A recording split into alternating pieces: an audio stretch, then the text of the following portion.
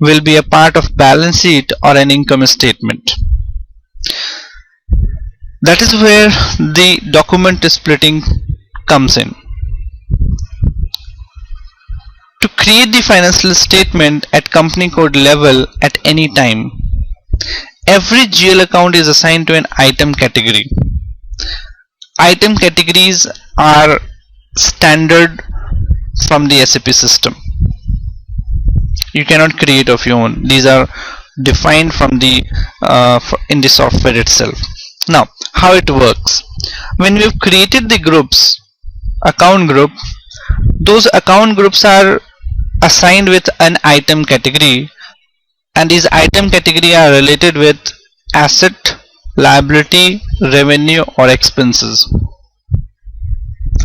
And on the basis of this item category, the system decides whether it will be a part of balance sheet or an income statement, and it automatically it sync the system accordingly and update the values for the financial statement as well. So an item category is a very important part in this, on the basis of which when we post any of the business transactions, the values are updated for the financial statement, and you can have the financial statement at any time, so as to have a look of your financial positions and what is the revenue and incomes around. Next is retained earning. Assign a retained earnings account to each profit and loss account by specifying a profit and loss statement account type in the chart of accounts area of each profit and loss account in SAP. Multiple profit and loss account can also be assigned. Each GL account will be assigned to only one retained earning account. At fiscal year end, the system carries forward the profit and loss account to retained earning account. Now, in this case, what we do is we assign a ledger account as a retained earning ledger, so that the system could calculate what is the profit or loss at the end of the year. So that is what it is all about, is assigning a retained earning account to profit and loss. So assigning a GL or a ledger so that the system could decide what will be the profit and what will be the losses at the end of the year. That means SAP gives you the flexibility so as to have the retained earning calculated automatically, and as the year ends you can have a look at your profitability. Moreover, if you want to assign more than one retained earning ledger, even you can do that. Each ledger which you what I can say is, each ledger which is a part of income statement will be assigned to one retained earning account. So when we create the ledger master, at that point of time we select the options of profit and loss or balance sheet, which we will see in the coming slides. And on the basis of that selection, whether it is a profit and loss or a balance sheet, the system decides their values to be updated in balance sheet or income statement. So retained earning is more of assigning a ledger, a retained earning ledger, for profit and loss calculations at the end of the fiscal year.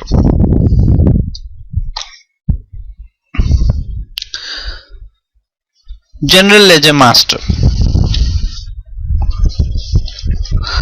In General Ledger Master, a data record containing information that controls how data is entered into a GL account and how that account is managed.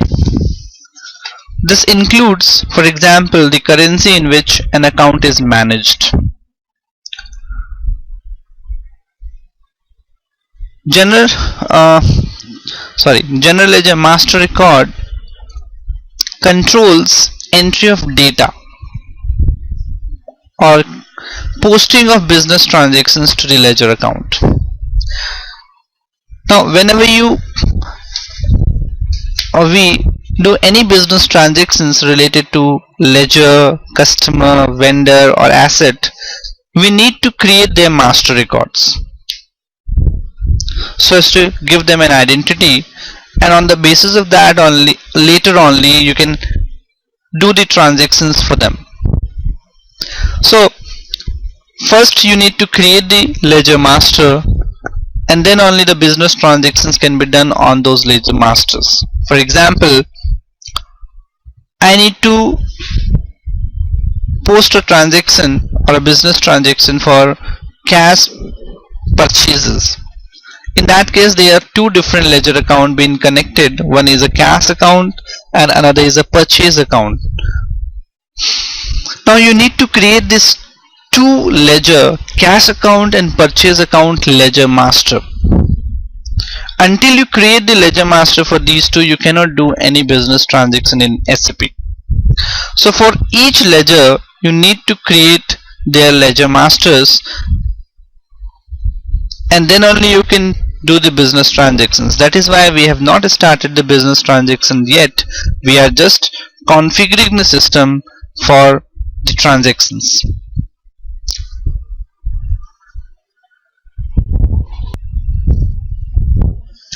Number range. Number range determines the account document number. Every posting in the system is done through a document. There are two types of number assignment. One is internal number assignment, occurs automatically in the R3 system, that is SAP system. External number assignment is performed by the user. Number range is basically refers to the voucher number. When we do business transactions in real life in different other software, whenever you post any of the business transactions, a number is been provided that is termed as the voucher number, which we refer for anything in the future so as to identify which business transactions it was. In SAP, for every business transaction, a number is generated that is termed as accounting document number, or you can say otherwise voucher number. And this particular number can only be generated when you do the business transaction. The document is posted. The transaction which is posted is termed as a document, and the document have got a number. So the number range determines the voucher number or the accounting document number along with the fiscal year for the audit trial that is used in the system. So all this accounting which we does in this SAP system is basically for external reporting, and major part of it is for financial statements and for auditing and all. The process by which numbers are allocated to business objects. There are two types of number assignment. One is internal number, where we define a range to the system, and every time a document or a business transactions take place, the system automatically gives you a number for the same, and it cannot be repeated in any case. Whereas external number is where we don't give an internal number range, but the user who will be posting the business transaction or who will be doing the business transaction can give his own number to that particular document or the voucher as he wishes to. But in a practical scenario, always an internal number is preferred, because you never have the time to maintain the external number somewhere with you.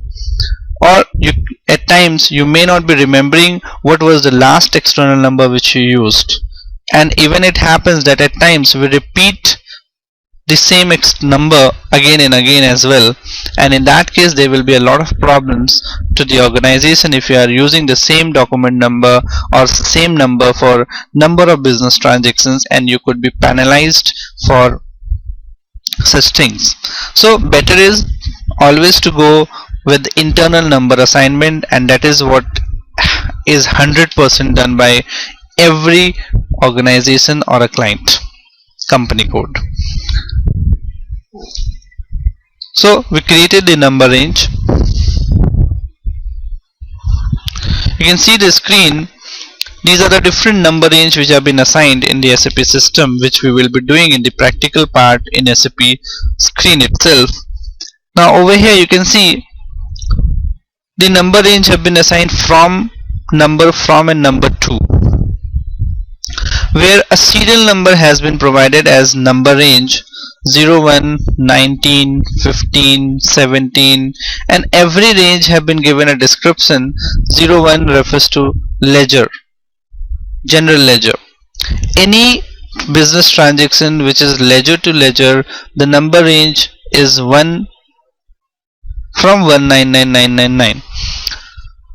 Same way, if you are doing any vendor invoice postings or any vendor invoice business transactions, the range is different. For vendor payment, the range is different. So they are different. If you want, you can have a different number range, and even if you want to repeat the same range and you want to use the same range for two different business transactions, two different nature of business transactions, you can use the same as well. So SAP provides you both the options. You can take the same range for all the nature of transactions, and if you want, you can segregate on the basis of the nature of transactions. That means I can have a different range for vendor invoice, I can have a different range for vendor payment. As you can see on the screen, I can have a different range for or number range or document number range for customer invoice and customer payment. For accounting asset, again a different range is there. For depreciation, there is a different range. So the range, the accounting or the voucher number varies, and on the basis of this, it becomes easier for identifying what kind of a transaction that particular has happened on that particular document number. So a number range have been assigned, and you have to do that, otherwise you cannot proceed ahead.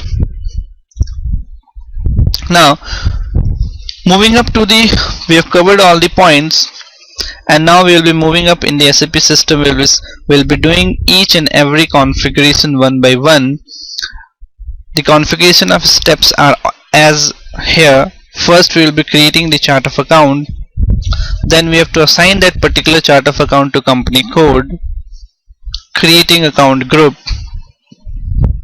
document splitting for GL account, defining retained earning account, maintain number range, creation of GL master records, and unit testing. So as we have already discussed these points, last is unit testing. Unit testing basically refers to when you do all your configuration and customizations, we do the testing whether the configurations and everything has been done correctly or not. So if your business transactions we will be doing under unit testing, and if those business transactions are posted correctly, that means our configurations are successful. So let's move to the SAP screen where we will be doing these configurations one by one. So moving up to the configuration steps, first is creating chart of account. As we already discussed, we need to create a chart of account so as to define the ledgers and their numbers, and this is the chart of account which contain all the list of ledger accounts. So in SAP when you work, there are two way outs to do the configurations. One is